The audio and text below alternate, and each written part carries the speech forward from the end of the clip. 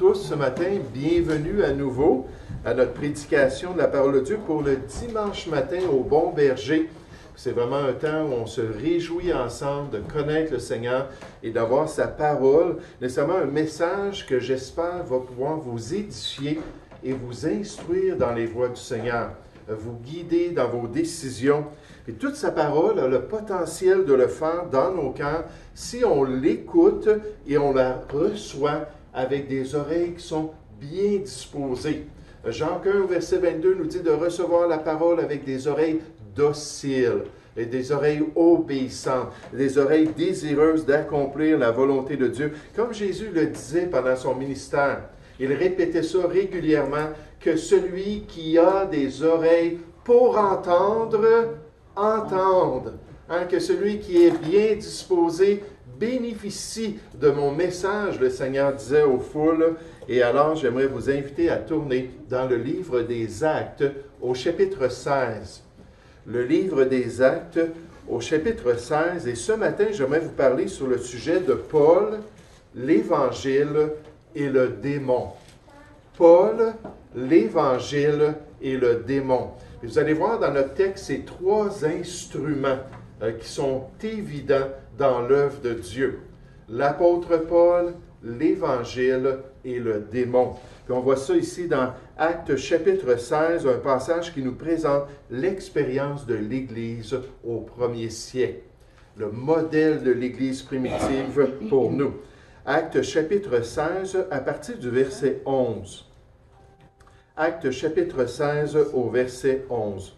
On nous dit « Étant parti de Troas », là on voit c'est un des voyages missionnaires de l'apôtre Paul, « Étant parti de Troas, nous fîmes voile directement vers la Samothrace, et le lendemain, nous débarquâmes à Néapolis. » Donc Paul est en train pas Paul, mais Luc est en train de parler des différents endroits où ils ont fait leur ministère.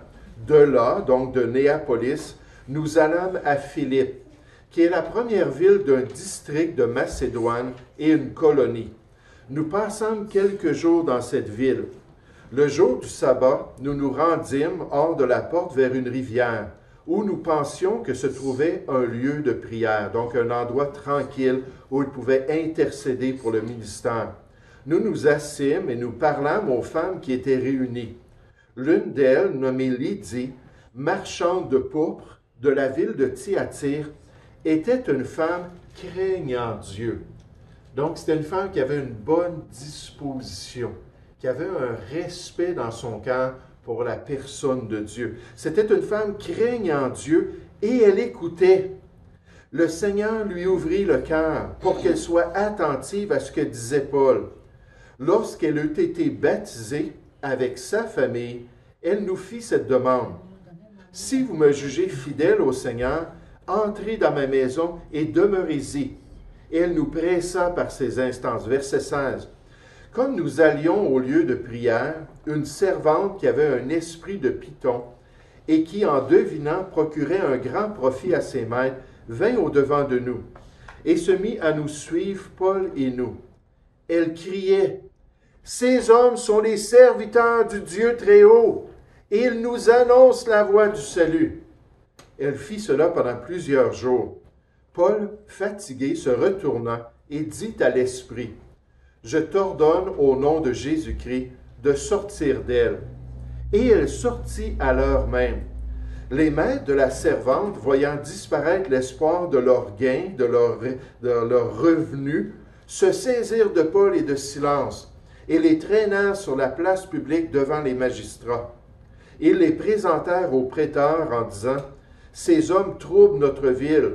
Ce sont des Juifs qui annoncent des coutumes qu'il ne nous est pas permis ni de recevoir, ni de suivre, à nous qui sommes Romains. » La foule se souleva aussi contre eux, et les préteurs, ayant fait arracher leurs vêtements, ordonnèrent qu'on les batte de verge.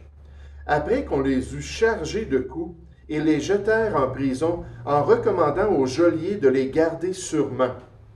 Le geôlier, ayant reçu cet ordre, les jeta dans la prison intérieure et leur mit les ceps aux pieds. Dans le livre des Actes, qui décrit le ministère de l'Église chrétienne, dans ses débuts, On peut remarquer premièrement l'apôtre Paul. L'apôtre Paul ou le serviteur de Dieu. L'apôtre Paul ou l'instrument humain que Dieu utilise pour accomplir son œuvre, pour atteindre ses objectifs, pour bâtir son Église. Ce même apôtre qui avait reçu ces instructions particulières du Seigneur Jésus, qui lui avait dit « Je t'ai choisi du milieu de ce peuple ». Là, c'est Jésus qui parle à son instrument humain, à Saul de Tarse, qui devient l'apôtre Paul, et dit « Je t'ai choisi du milieu de ce peuple, des Juifs, et du milieu des païens, parce qu'il avait une double citoyenneté, l'apôtre Paul. » C'est très particulier. Il connaissait les coutumes juives, il connaissait les coutumes des Romains. Il dit, je t'ai choisi ainsi, vers qui je t'envoie, afin que tu leur ouvres les yeux. Mais est-ce que c'est Paul qui a ouvert les yeux de Lydie pour qu'elle comprenne? Non, c'est Dieu.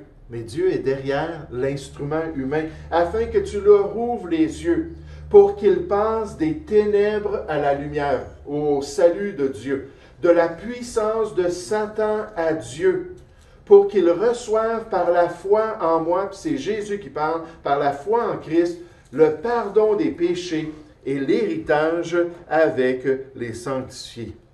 Et la Bible nous dit que c'est par des Paul, c'est par des Pierre, c'est par des Étienne, c'est par des Philippe, c'est par des Jean, c'est par des Daniel, c'est par des Apollos, par des serviteurs humains, des instruments humains, que Dieu veut accomplir son œuvre ici-bas sur la terre. Et la question pour nous ce matin, c'est est-ce que je suis disponible?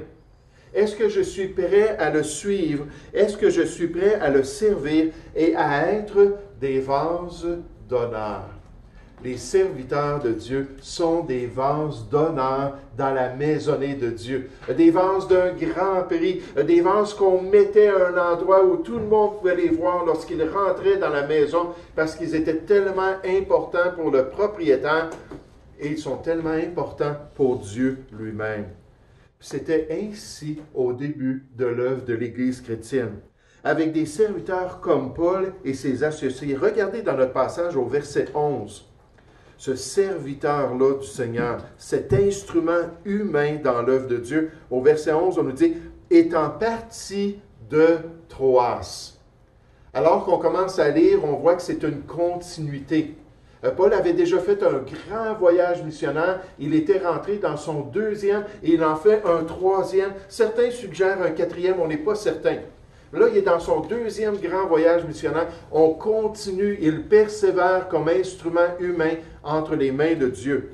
Étant parti de Troas, nous fîmes voile directement vers la Samothrace. Nous, c'est-à-dire Luc, c'est-à-dire Paul, c'est-à-dire Silas, c'est-à-dire les autres instruments, ses associés qui étaient avec lui. On continue, et le lendemain, nous débarquâmes à Néapolis. Verset 12. De là, nous allâmes à Philippe, qui est la première ville d'un district de Macédoine et une colonie. Nous passâmes quelques jours dans cette ville et à travers le livre des Actes, à partir de l'appel de l'apôtre Paul dans Acte 13 jusqu'à Acte chapitre 28, jusqu'à la fin du livre, c'est nous, les instruments de Dieu. Les instruments que Dieu a choisis de nous confier l'Évangile et de nous envoyer dans son œuvre. Nous devons, en tant que chrétiens, accomplir sa volonté avec zèle et avec continuité, c'est-à-dire avec persévérance. Nous devons, comme Paul, poursuivre son appel pour notre vie, comme des athlètes qui veulent un jour se rendre à la ligne d'arrivée et être des vainqueurs pour Dieu. Ce même Paul qui disait aux chrétiens pour les encourager, il disait, « Frères, je ne pense pas l'avoir saisi Jésus-Christ, mais je fais une chose, oubliant ce qui est en arrière. Là, j'ai déjà un bon bout de fait dans ma course. Puis là, je peux regarder la piste en arrière de moi, puis voir depuis combien de temps que j'ai couru, puis ce que j'ai accompli dans ma course. Mais tout ça, là, je mets ça en arrière, puis je ne me préoccupe pas de cela. Il dit, oubliant ce qui est en arrière et me portant vers ce qui est en avant. J'ai encore des choses à accomplir pour le Seigneur. J'ai encore une volonté qu'il a pour moi à suivre dans ma vie. Et il dit, je cours vers le but, l'objectif. Et c'est intéressant que cette expression-là, le but, c'était le siège sur lequel le juge de la compétition s'assoyait à côté de la ligne d'arrivée. Il dit, je cours, j'ai le regard sur Jésus et je vois la couronne dans sa main. Je veux me rendre jusqu'à la fin de ma course. Je cours vers le but pour remporter le prix de la vocation céleste de Dieu qui se trouve en Jésus-Christ. Oh, Dieu veut qu'on puisse compléter notre course avec joie, avec persévérance, pour être des vainqueurs pour le Seigneur, pour pouvoir le glorifier ici-bas dans notre course chrétienne, étant des instruments entre les mains de Dieu. Il y a des années, je lisais d'un conférencier qui était spécialisé sur la question de l'enseignement, et c'était un chrétien. Donc, il allait dans les collèges, puis il faisait des conférences pour instruire les professeurs qui travaillaient dans des universités, qui travaillaient dans des collèges chrétiens, dans des écoles chrétiennes. Puis c'était vraiment là, sa spécialisation. Il était connu pour avoir des méthodes là, qui aidaient, là, une méthodologie, puis une approche qui aidait beaucoup, beaucoup les enfants avec leurs problèmes. Puis un jour, il est allé à une convention à Chicago. Puis quand il est allé là-bas, son objectif, c'était de parler pour aider les gens à mieux enseigner les étudiants dans les écoles chrétiennes qui se trouvaient dans la ville de Chicago. Puis pendant une pause, lors de la conférence, il est allé s'asseoir à une table, puis il a vu une vieille dame, toute petite dame, vieille, il voyait qu'elle était âgée, tout ça, qui était assise seule et qui était en train de lire les notes de sa conférence, les notes de ce qu'il enseignait. Puis elle était assidue, puis elle lisait les notes. Puis il a trouvé ça intéressant, puis il a dit, je me demande c'est quoi son arrière-plan. Je me demande c'est quoi ses circonstances. Il est allé s'asseoir avec elle. Il a dit, bonjour madame, est-ce que vous permettez que je m'assoie avec vous? Elle a dit, ben oui, venez, venez. Puis là, il s'est assis, puis il a commencé à la questionner, lui demander qu'est-ce qu'elle faisait là, quels étaient ses objectifs. Puis elle lui a raconté qu'elle avait fait un long voyage à travers les États-Unis pour se rendre dans la ville de Chicago et pour assister à cette conférence-là. Puis elle a dit, ça fait 60 ans que j'enseigne des jeunes dans ma classe d'école du dimanche. Là, lui qui était le spécialiste, ça faisait pas 60 ans qu'il était en train d'enseigner puis de faire ces choses-là. Il était très impressionné. Puis elle me dit, je suis venu ici pour apprendre une chose que Dieu va me donner pour m'aider à être une meilleure enseignante. Elle a dit, mon objectif, c'est d'avoir un impact sur ces enfants-là pour le Seigneur Jésus-Christ. Elle dit, je vais faire n'importe quoi pour être une meilleure servante du Seigneur. Ça, c'est exactement l'esprit du serviteur de Dieu, de cet instrument-là, de l'apôtre Paul, qui était prêt à servir Dieu de tout son cœur et d'être un vase d'honneur. Et cette vieille dame-là, toute petite, très insignifiante aux yeux des gens, était un vase précieux aux yeux de Dieu, parce qu'elle voulait le servir de tout son cœur. Quand on regarde ce passage des Écritures, cette scène du ministère chrétien du premier siècle, on voit l'instrument humain, l'apôtre Paul. Mais de même, on comprend le rôle de l'Évangile de Dieu. Le rôle de l'Évangile de Dieu dans l'œuvre du Seigneur, ça, c'est l'instrument divin. C'est le don de Dieu lui-même à l'Église de Jésus-Christ pour accomplir l'œuvre de Dieu. C'est la part du message le plus important pour l'être humain. La bonne nouvelle du Seigneur, on nous dit, c'est la puissance de Dieu même, cet instrument divin-là, pour le salut de quiconque croit. Quiconque ouvre son cœur, comme Lydie qu'on va voir dans un instant, quiconque s'ouvre au message de Dieu, c'est le moyen par lequel Dieu peut changer la vie des gens.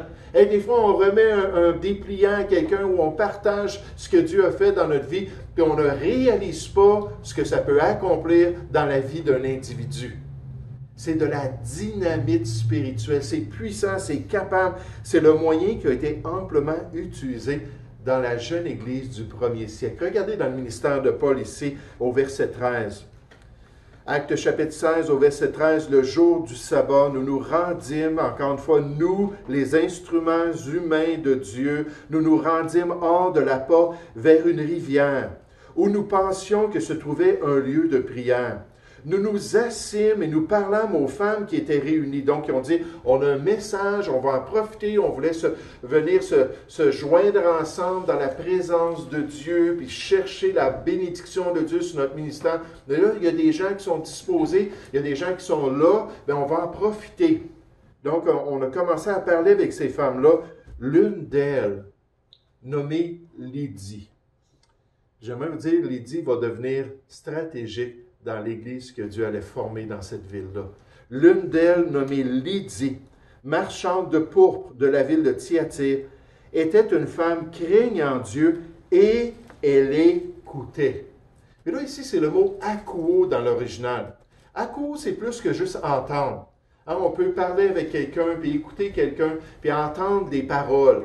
Entendre ce que la personne nous dit, mais on n'est pas attentif.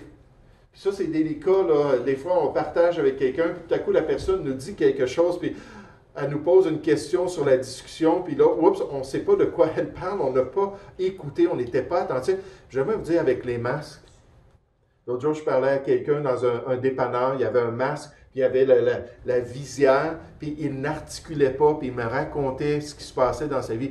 Là, j'étais là, puis si vous me voyez à un moment donné, vous regardez quelqu'un, là, puis j'essaie vraiment, sincèrement, de comprendre. Mais là, ici, on parle de akouo, c'est-à-dire entendre pour exécuter. C'est un terme militaire. C'est un soldat qui entend le sergent dire « Allez à gauche », puis il s'en va à gauche. Ou « Allez à droite », puis il s'en va à droite. C'est un cœur disposé. C'est cette oreille-là que Jésus a dit que celui qui a des oreilles pour entendre, entendre. Elle était disposée. Puis à cause de cela, c'est la puissance de Dieu qui a agi. Le Seigneur, toujours au verset 14, lui ouvrit le cœur pour qu'elle soit attentive à ce que disait Paul, qu'elle absorbe ce que Paul avait dit lorsqu'elle eut été baptisée. Donc, elle a été sauvée. L'Évangile a produit la vie, puis là, elle a rendu ce témoignage-là. Lorsqu'elle eut été baptisée avec sa famille, elle nous fit cette demande. Si vous me jugez fidèle au Seigneur, entrez dans ma maison et demeurez-y. Elle nous pressa par ses instances. Pourquoi? Parce qu'elle était devenue maintenant un autre instrument humain entre les mains de Dieu. Une autre servante du Seigneur, désireuse d'être une bénédiction, désireuse de pouvoir prendre soin de ces ouvriers-là, désireuse d'avoir part dans l'Évangile qui venait de sauver sa vie. Oh, quelle joie, puis quelle zèle ça nous donne lorsqu'on est sauvé. Ce premier amour-là qu'on a, puis qu'on manifeste envers Dieu, envers l'œuvre de Dieu. Et c'est ce qu'on voit ici dans la vie de Lydie. Est-ce qu'on partage l'Évangile du salut comme les chrétiens du premier siècle?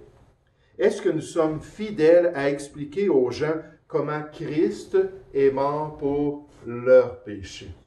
Christ n'est pas mort à cause de ses injustices, à cause de ses péchés. Il était juste, mais il est mort pour nos péchés. Il a pris toute notre injustice, toute notre méchanceté, selon les Écritures. Il a été enseveli et il est ressuscité le troisième jour, selon les Écritures. Dieu a accepté son salut, Dieu a accepté son sacrifice. Il a dit, parfait, tout est accompli, comme tu le dis sur la croix. Avant de rendre ton âme, maintenant j'accepte que ceux qui passent par toi puissent recevoir la vie éternelle et cette nouvelle vie-là. Est-ce qu'on dit aux gens qu'en fait Christ est ressuscité pour leur justification? Ici on parle de leur pardon ou leur salut. C'est pour ça que Jésus est vivant aujourd'hui et que les Écritures nous promettent que c'est aussi pour cela qu'il, Jésus-Christ, peut sauver parfaitement ceux qui s'approchent de Dieu par lui en son nom, étant toujours vivants pour intercéder en leur faveur. Ça, il faut le dire aux gens. Jésus n'est pas resté sur la croix. Jésus n'est pas resté dans le tombeau. Il est monté auprès de son Père et il attend juste ta prière de repentance. Il attend juste que tu te tournes vers lui, que tu admettes ton besoin et que tu lui demandes de te sauver. On raconte que le joueur de baseball Mickey Mantle, ça c'est vieux, là, c'est une autre génération. Moi j'avais déjà entendu son nom, mais je n'étais pas certain qui c'était. Mais on nous dit que c'est un des plus grands joueurs de l'histoire du baseball majeur. Et on nous dit qu'il avait un ami qui se nommait Bobby Richardson, qui était aussi un joueur des New York Yankees. Et pendant des années, Bobby, qui était un chrétien fidèle puis consacré à Dieu, partageait l'Évangile avec son ami Mickey. Puis il était là, puis il voyait Mickey qui était affecté par la gloire. Il était tellement bon. Il y avait des contrats qui étaient offerts. Il y avait des femmes qui couraient après lui. Il y avait l'argent, puis des commandites, puis toutes sortes de choses. Puis c'était un homme qui aimait beaucoup faire la fête. Il aimait beaucoup s'enivrer. Il aimait beaucoup vivre la vie là, comme c'est normal là, selon le siècle présent. Puis à chaque fois qu'il lui partageait l'Évangile, Mickey disait « ça ne m'intéresse pas ». On le sait, hein? Même nos familles, des fois, nous disent « ça ne nous intéresse pas ». Puis pendant des années, malgré le refus, Bobby est demeuré fidèle. Il a toujours, même après qu'il ait fini sa carrière au baseball, il a toujours resté en contact avec Mickey pour lui dire « écoute, Mickey, tu as besoin de Jésus-Christ. Tu as tout reçu sur cette terre. Hein? Tu as gagné tout ce que ce monde pourrait t'offrir. Puis tu as besoin un jour de mettre ta foi en Jésus-Christ. Parce que cette vie-là, ce n'est qu'une vapeur qui va passer. Puis après ça, c'est l'éternité. Puis il dit, non, non, non, ça ne m'intéresse pas. Après avoir pris sa retraite, Mickey est devenu très malade. Puis finalement, il a eu le cancer du foie. Puis étant une personne célèbre, ils l'ont mis en haut des listes pour pas des transfusions, mais pour pouvoir faire une chirurgie, puis lui donner un autre foie. Puis il a reçu un autre foie. Mais malheureusement, son corps était déjà affecté par le cancer. Sur son lit de mort, il a demandé à une des infirmières de lui permettre de trouver le numéro de téléphone de son ami. Il a dit, je dois parler avec Bobby Richardson. Fait que là, elle a regardé ça, puis il habitait encore dans la ville, puis elle lui a donné le numéro de téléphone, puis là, il a appelé de sa chambre d'hôpital, puis il dit, Bobby, il dit, j'ai besoin de te parler. J'ai besoin que tu viennes me voir.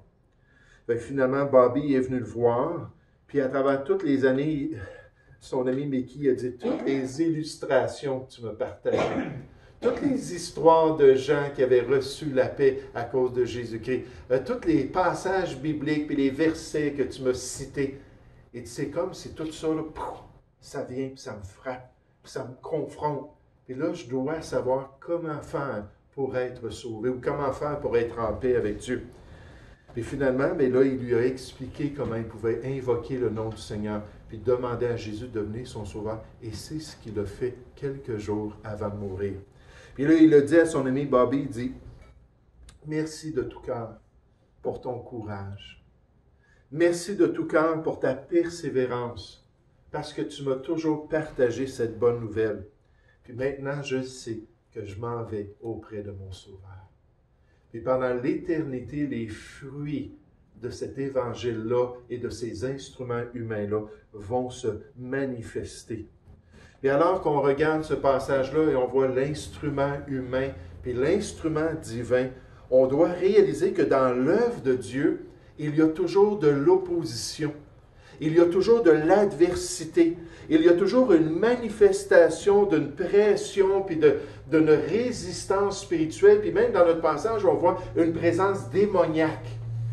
Une présence démoniaque, ou ça on pourrait dire l'instrument de l'ennemi. Alors que Paul cherchait à prêcher le message de Dieu, à bâtir l'œuvre de Dieu, en face de la présentation de la vérité de l'évangile de Dieu aux perdus, il y avait cette pression-là pour empêcher les gens de croire dans l'Évangile, pour empêcher les gens de se tourner vers la vérité. Et pourquoi une présence démoniaque? Parce que les démons et leur chef, le diable, la Bible nous dit qu'ils veulent aveugler l'intelligence des gens. Ils ne veulent pas que les gens soient comme Lydie, puis qu'ils soient attentifs, puis qu'ils aient des oreilles dociles, puis que Dieu ouvre leur cœur pour qu'ils se repentent, qu'ils croient et qu'ils soient sauvés. Ils veulent aveugler l'intelligence pour que les gens ne voient pas briller cette splendeur-là de l'Évangile de Christ. Et dans les passages bibliques où on voit l'œuvre de Dieu avancer, on voit de même la résistance spirituelle à l'Évangile de Dieu. Ici, dans notre passage, j'aimerais vous faire remarquer rapidement qu'il y a 3 manières que nous voyons cette résistance spirituelle. Regardez à partir du verset 16.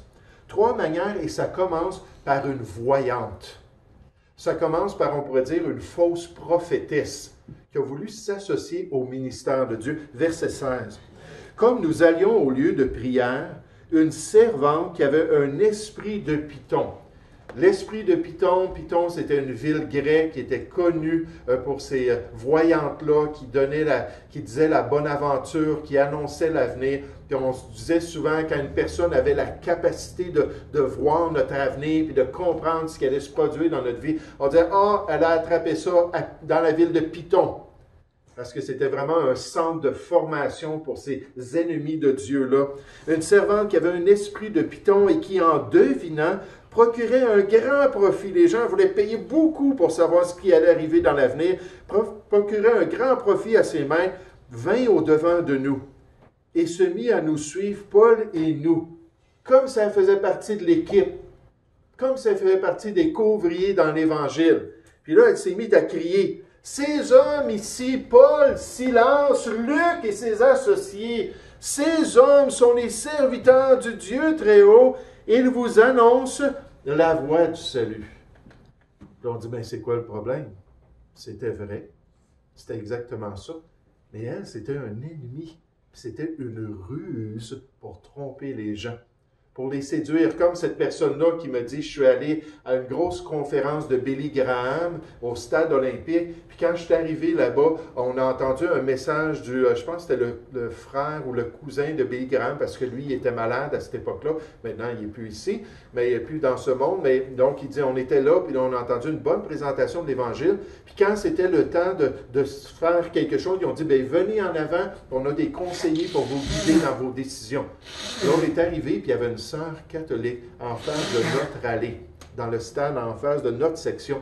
Puis on a vu, il y en avait d'autres sœurs, puis des prêtres, puis ainsi de suite. Puis on est arrivé à cette sœur catholique-là, puis elle a dit, qu'est-ce que vous recherchez? Ben, on vient d'entendre un merveilleux message, puis on veut savoir ce qu'on doit faire. Elle dit, est-ce que vous avez été baptisé quand vous étiez bébé?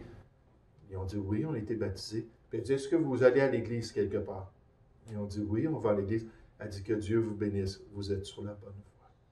Voyez-vous, l'erreur puis la vérité mélangées ensemble, ça détruit la vérité de Dieu. Puis là, ils sont partis, eux, ils étaient chrétiens, ils savaient, là, c'était quoi l'Évangile. Puis on dit, franchement, notre pasteur nous avait dit que ça valait rien, ces genres de conférences-là. Ça valait rien parce qu'il y avait du compromis avec des gens qui ne connaissent pas le message de Dieu. On l'a vu par nous-mêmes, puis là, on va le dire à tout le monde de prendre garde à cela. Mais c'était ça le problème ici. Ces hommes sont des serviteurs du Très-Haut, ils vous annoncent la voie du salut. Puis en passant, je peux vous expliquer c'est quoi le salut. Venez me consulter, puis je vais dire votre avenir. C'est un petit peu ça l'affaire, là. Fait que là, ça ne plaisait pas du tout à ces serviteurs de Dieu. Verset 18. Elle fit cela pendant plusieurs jours. Paul, fatigué, se retourna et dit à l'esprit. Il savait qu'il y avait une influence spirituelle démoniaque. Ce n'était pas l'Esprit de Dieu. Il dit à l'esprit, « Je t'ordonne au nom de Jésus-Christ de sortir d'elle. » Et il sortit à l'heure même. Les maîtres de la servante, voyant disparaître l'espoir de leur gain, comment est-ce qu'ils ont compris? On ne sait pas, mais ils ont vu un changement. Elle n'avait plus de capacité. Ils étaient fâchés, ils se saisirent de Paul et de Silence et les traînèrent sur la place publique devant les magistrats. Ils les présentèrent aux préteurs en disant, « Ces hommes troublent notre ville. Ce sont des Juifs qui annoncent des coutumes qu'il ne nous est pas permis de recevoir ni de suivre car nous sommes Romains. » Maintenant, regardez la deuxième influence spirituelle. On nous dit « la foule ». La foule. Et dans les Écritures, on sait que les foules peuvent être influencées par des démons. Il peut y avoir un esprit derrière une foule, un esprit qui va les amener à rejeter en masse la vérité de Dieu. La Bible nous dit dans Éphésiens 6 au verset 12 qu'on n'a pas à lutter contre la chair et le sang, les êtres humains, mais derrière les autorités spirituelles ou les forces spirituelles. Et là, la foule a été motivée. On dit la foule se souleva contre eux et les préteurs. C'est quoi les préteurs? C'est les autorités en place dans cette ville-là. Et ça, c'est la troisième influence spirituelle. D'après Colossiens chapitre 1 au verset 16, on fait un lien entre les autorités invisibles du monde satanique et les autorités visibles. Il y a ce lien-là et cette influence qu'on voit dans les deux testaments. Ça ne veut pas dire qu'un maire d'une ville ou qu'un premier ministre d'un pays est nécessairement possédé d'un démon ou sous l'influence, mais on va le voir dans ses actions. On va le voir dans ses pensées. On va le voir s'il s'élève contre les valeurs judéo-chrétiennes de notre passé ou s'il s'élève contre des vérités qui permettraient à l'Église d'accomplir l'œuvre de Dieu. Mais là, ici, les prêteurs, ayant fait arracher leurs vêtements, ordonnèrent qu'on les batte de verge. Puis vous allez voir, c'était une grave erreur de leur part qu'ils fassent ça. Et vous allez comprendre pourquoi dans un instant. Après qu'on les eut chargés de coups, ils les jetèrent en prison, en recommandant au geôlier de les garder sûrement. Le geôlier, ayant reçu cet ordre, les jeta dans la prison intérieure et leur mit les sceptres aux pieds. Nécessairement, dans l'œuvre de Dieu, l'opposition existe encore de nos jours. Elle existe encore aujourd'hui pour l'Église de Jésus-Christ. La résistance à l'évangélisation se produit toujours dans le travail que l'Église essaie d'accomplir. Et peu importe la forme de cette opposition-là, d'une voyante à des magistrats ou d'une voyante à des prêteurs, peu importe la force, il y a de l'opposition spirituelle qui cherche à empêcher l'œuvre de l'Église de Dieu. Maintenant, j'aimerais juste me concentrer sur la troisième ce matin. Cette troisième opposition-là, et ce sont les autorités. Et vous expliquer quel était le problème avec le fait qu'ils ont fait battre ces ouvriers-là du Seigneur. Verset 19. On nous dit, les maîtres de la servante, voyant disparaître l'espoir de leur gain, se saisirent de Paul et de Silas et les traînèrent sur la place publique devant les magistrats. Ils les présentèrent aux prêteurs en disant, « Ces hommes troublent notre ville. Ce sont des Juifs qui annoncent des coutumes qu'il ne nous est pas permis ni de recevoir, ni de suivre, à nous qui sommes Romains. Donc, à cause de l'appât du gain, à cause de la perte financière, ils se sont tournés vers la foule. » Et si c'était une foule qui était influencée par Dieu et par les vérités bibliques, ils auraient dit, ben, c'est votre perte et c'est une bonne chose. Parce que c'est de la tromperie ce que vous faites là, puis vous ne devriez pas continuer à faire ça. Mais on a dit, la foule se souleva aussi contre eux. Donc, tout cet esprit-là, puis cette influence spirituelle, et les prêteurs, ayant fait arracher leurs vêtements, ordonnèrent qu'on les batte de verge. Après qu'on les eut chargés de coups, ils les jetèrent en prison en recommandant au geôlier de les garder sûrement. Le geôlier, ayant reçu cet ordre, les jeta dans la prison intérieure et leur mit les sceptres aux pieds. Juste avant de se concentrer sur cette injustice que ces hommes-là ont reçue de la part des prêteurs, j'aimerais juste vous faire rappeler que malgré tout cela, Dieu est souverain. Qu'est-ce qui est arrivé? Le geôlier et toute sa famille. Dans les versets 25 à 34, le geôlier a entendu l'Évangile, le geôlier a été confronté par son besoin d'être sauvé, et lui et sa famille ont mis leur foi en Jésus-Christ, malgré ce que ces serviteurs-là avaient expérimenté. Maintenant, concernant les prêteurs, en jetant Paul et Silas dans ce cachot, les autorités en place ont violé les lois établies dans l'Empire romain. Lorsque quelqu'un était un citoyen romain, c'était illégal de le châtier, c'était illégal de le condamner sans qu'il ait eu l'opportunité de présenter une défense et qu'il y ait eu des gens qui puissent le condamner devant un juge. Là, ils ont décidé de les arrêter et de les battre, et c'était un crime. J'aimerais vous dire, quand on se lève contre les lois du pays et que c'est une injustice, à ce moment-là, le modèle biblique, c'est qu'on peut se lever en tant que chrétien contre les injustices. Ça ne va pas contre l'idée de se soumettre aux autorités. Il y a des lois, et si ces lois-là sont favorables à l'Évangile, on peut dire, écoutez, il faut observer ces lois-là, sinon c'est mal. Puis regardez comment l'apôtre Paul n'a pas laissé la chose aller au verset 35. Quand il fit jour, les prêteurs renvoyèrent les licteurs pour dire au geôlier, relâche ces hommes. Donc, on a satisfait la foule, on a satisfait ces marchands-là. Nous, on est contents. Ils ont passé du temps en prison, on les a battus, puis ils vont apprendre à ne pas faire des choses comme ça à l'avenir. Puis là, la Bible nous dit alors qu'il disait cela, le geôlier annonça la chose à Paul, vous pouvez maintenant vous en aller. Les prêteurs ont envoyé dire qu'on vous relâche et maintenant donc sortez et allez en paix. Lui, c'est un nouveau chrétien, là.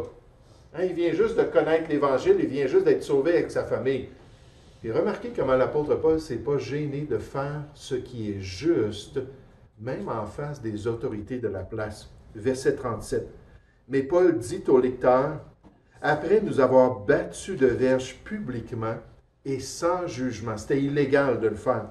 Nous qui sommes Romains, ils nous ont jetés en prison et maintenant ils nous font sortir secrètement. Il n'en sera pas ainsi. Notre réputation, nos personnes ont été abusées par ces agissements-là des autorités et c'est contraire aux lois. C'est contraire là, à la Charte des droits et libertés de l'époque. C'est contraire à ce qui est bien. Qu'ils viennent eux-mêmes nous mettre en liberté. Les lecteurs rapportèrent ces paroles aux prêteurs qui furent effrayés en apprenant qu'ils étaient romains, ils connaissaient la loi. Ils vinrent les apaiser et les mirent en liberté en les priant de quitter la ville. Quand ils furent sortis de la prison, ils entrèrent chez Lydie et après avoir vu et exhortèrent les frères, ils partèrent. Ils ont continué leur ministère, mais sans prendre position pour ce qui était juste, pour ce qui était correct dans les lois de l'Empire de l'époque. Et là, c'est le même apôtre Paul qui a écrit dans Romains chapitre 13 de se soumettre aux autorités. Mais on se soumet aux autorités quand les autorités nous demandent de faire ce qui est juste. La Bible nous dit dans Matthieu chapitre 5, dans les Béatitudes, « Heureux ceux qui souffrent pour la justice. » Et des fois, c'est une justice envers Dieu, puis des fois, c'est une justice envers la société.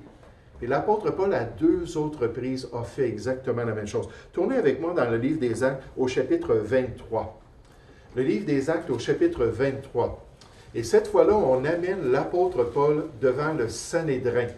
Puis le Sanhédrin à Jérusalem, c'était la cour suprême des Juifs. Il n'y avait pas une instance plus élevée que le Sanhédrin de Jérusalem avec leurs 72 juges. Et là, il est présenté devant le Sanhédrin. Puis alors qu'il prend position pour se défendre, celui qui était en charge va demander qu'on le gifle. Dans la loi, c'était interdit de frapper quelqu'un sans qu'il y ait au moins 3 témoins, 2 ou 3 témoins qui rendent compte devant les juges de ce qu'il avait fait et que les juges le reconnaissent coupable et après ça, on pouvait le faire battre. C'était comme ça que ça fonctionnait, 40 coups maximum. Et là, il n'y avait pas question dans la loi de gifler quelqu'un. Le Seigneur Jésus le dit au Sanhédrin. Vous vous rappelez, là, Jésus parlait, puis quelqu'un est arrivé, puis bang, il l'a giflé dans le visage. Avant qu'il le condamne de blasphème. Après ça, ils sont allés, puis ils ne se sont pas gênés de lui faire des soufflets, puis ainsi de suite. Mais quand ils l'ont frappé, qu'est-ce que Jésus a fait? Jésus, c'est notre modèle, puis Paul lui a dit, soyez mes imitateurs. Jésus suit Christ, puis nous, on doit suivre l'apôtre Paul. Là, Paul lui a dit, pas Paul, mais Jésus lui a dit, pourquoi est-ce que tu me frappes? Qu'est-ce que j'ai dit de mal? Et si j'ai rien dit de mal, tu n'as pas à me frapper. C'est pas correct de le faire. Fait que c'est ce qui se passe ici dans Actes chapitre 23. Une autre injustice, cette fois-là, de la part des Juifs. Paul, au verset 1, les regards fixés sur le Sanhédrin, dit « Homme frère, c'est en toute bonne conscience que je me suis conduit jusqu'à ce jour devant Dieu. » Et le souverain sacrificateur Ananias ordonna à ceux qui étaient près de lui de le frapper sur la bouche. C'était pas justifié. C'était contre les lois juives. Alors Paul lui dit, « Dieu te frappera, muraille blanchie. Tu es assis pour me juger selon la loi et tu violes la loi de Moïse en ordonnant qu'on me frappe. » Encore une fois, c'est celui qui a dit, « Obéissez aux autorités », qui comprenait qu'il fallait honorer Dieu et honorer le roi. Mais quand il y avait des lois légitimes qui étaient établies, le chrétien n'avait pas à se soumettre à des injustices sociales comme ça.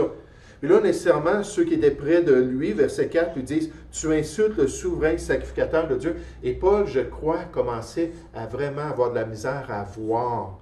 Il devenait de plus en plus aveugle. Je pense que c'était son écharpe. On n'est pas certain, mais il n'a pas reconnu que c'était le souverain sacrificateur. Puis il a dit « Ben là, c'est moi qui ai fait quelque chose de mal. Je ne le savais pas. » Puis Dieu nous dit de ne pas parler en mal contre le chef du peuple. Mais ça n'a pas annulé du tout le fait que le frapper comme ça, c'était injuste. Un autre exemple, comment est-ce que les croyants doivent résister aux injustices pour accomplir l'œuvre de l'Église de Dieu.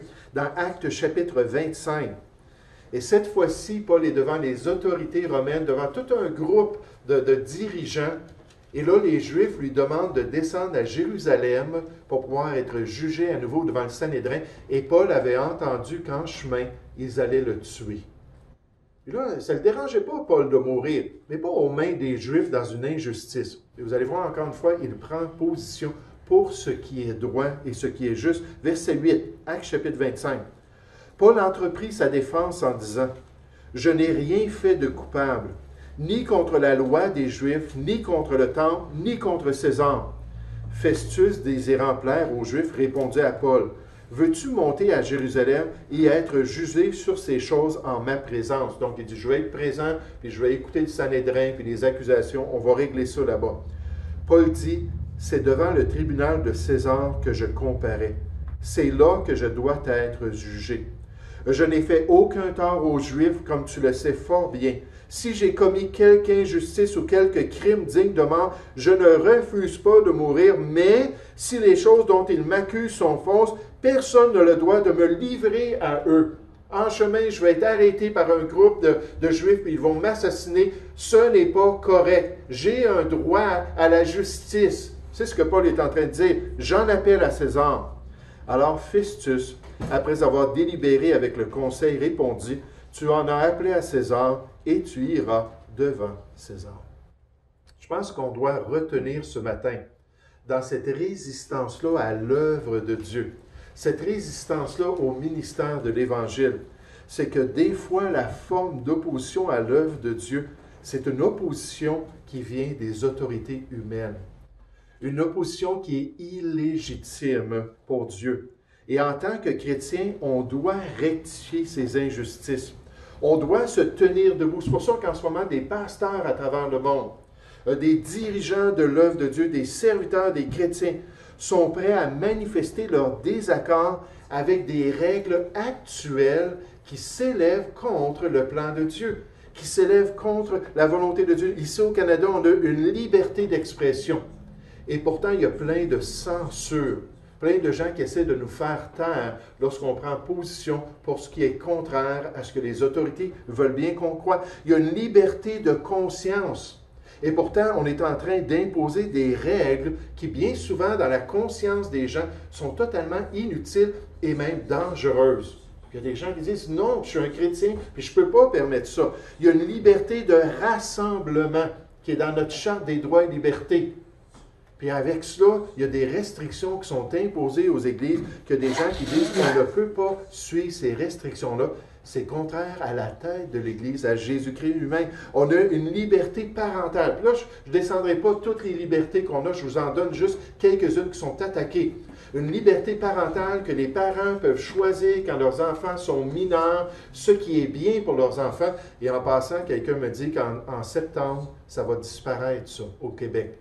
Ils vont enlever ce droit-là des parents de choisir. Déjà, dans certaines choses, les parents ont presque plus rien à dire quand les enfants sont adolescents. Là, il semble qu'ils veulent complètement enlever les droits parentaux aux parents. Là, il y a des gens qui descendent dans les rues, des chrétiens, des non-chrétiens, qui disent « On aime notre pays, on ne veut pas faire du trouble, mais on veut juste manifester le fait qu'on voit ces choses-là comme étant injustes et contraires aux lois qui sont établies sur un fondement judéo-chrétien et qui permettait à l'Église de Jésus-Christ d'accomplir la volonté de Dieu. Et c'est pour ça que je vous dis, il faut prier en ce moment pour l'Église.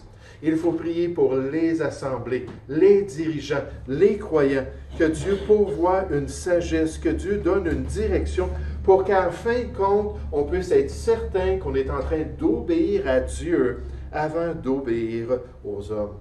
Vous savez, dans le passé de notre pays et de notre province, on a un bel exemple de cela. Un homme qui était un prêtre catholique du nom de Charles Chéniky. Et lorsque Charles Chéniky a été confronté par l'Évangile et qu'il a connu la vérité, il est revenu à Longueuil, ici au Québec, avec un zèle pour l'Évangile, mais c'était interdit. On ne permettait pas aux gens d'entendre ces choses-là. C'était interdit, il a été poignardé à 2 reprises. On l'a tiré une fois. Il a passé son temps à se sauver aux États-Unis, à revenir des États-Unis. Pendant ce temps-là, aux États-Unis, il prêchait aux francophones qui s'étaient sauvés du Québec. Parce qu'eux autres, ils voulaient avoir la liberté religieuse. Ils voulaient pouvoir suivre le Seigneur. Puis il y avait des églises francophones qui s'étaient développées à différents endroits aux États-Unis. Puis il allait, puis il prêchait l'Évangile, il revenait, puis il faisait ça. Puis il a fait ça tout le restant de sa vie. Mais il s'est levé contre une injustice qu'il y avait au Québec, qu'on ne permettait pas à l'Évangile d'être prêché. Pourquoi? Parce qu'il savait que c'était l'appel de Dieu sur sa vie. On lui a demandé, pourquoi mets-tu ta vie en danger à revenir au Québec? Il a dit, j'aime les Québécois, puis je veux qu'ils soient sauvés comme moi. Puis il dit, je suis prêt à payer ce prix-là pour accomplir la volonté de Dieu. Oh, l'instrument humain, le serviteur de Dieu, celui qui est prêt à servir le Seigneur et aller de l'avant dans les voies de Dieu.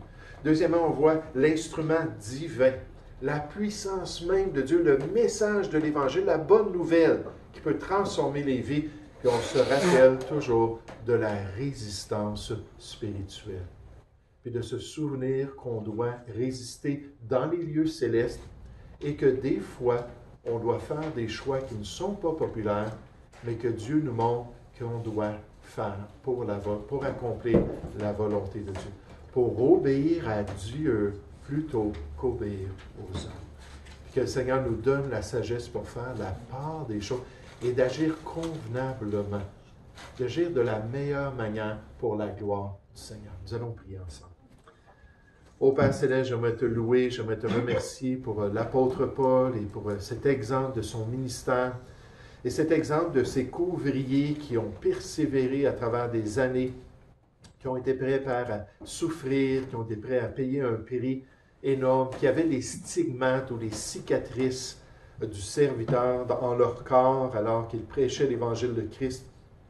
Et merci que lorsqu'il y a eu des injustices de la part des autorités qui se levaient contre de bonnes lois, des lois qui étaient légitimes, des lois qui étaient protecteurs des citoyens, des lois qui étaient convenables à l'évangélisation, qu'en tant que serviteurs puis en tant que chefs de l'Église de Jésus-Christ, ils ont été prêts à faire ce qui était bien. Ô Père Céleste, je te prie qu'à travers tout cela, tu puisses nous enseigner à être de bons gagnants d'âme et que tu puisses nous enseigner à mettre notre confiance dans l'instrument divin, la puissance même de Dieu, et que tu puisses nous aider dans la prière et dans nos choix à résister à cette pression qui cherche à nous empêcher d'accomplir ta volonté. Merci pour ta bonté, Seigneur. Merci pour ton amour. Merci encore pour les libertés que nous avons ici au Québec. Et Père Céleste, aide-nous à être des lumières et des flambeaux. Aide-nous à accomplir toute ta volonté. Nous te prions au nom du Seigneur Jésus.